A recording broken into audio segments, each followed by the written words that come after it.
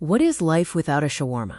Today we shall have the privilege to talk about the wonderful, splendid food that is shawarma.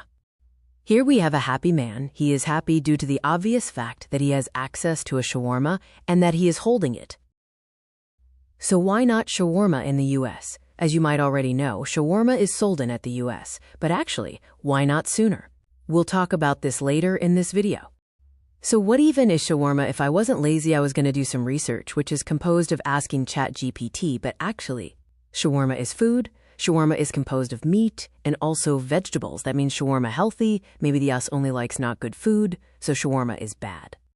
But no, actually shawarma is good. Shawarma is good, but the evils are the us then. So basically, let's actually take into consideration the life of a normal human being. When the human is humaning, he be eating. To exist is to consume. We feel good to eat good, to choose shawarma.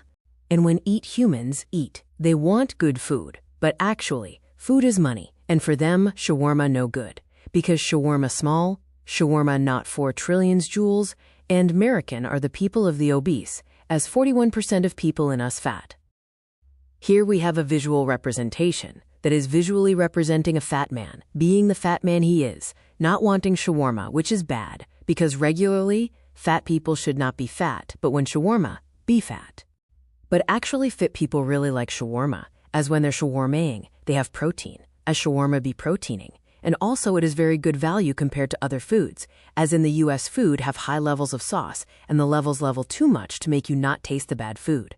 But shawarma good, so strong sauce. If shawarma good, shawarma healthy meat good.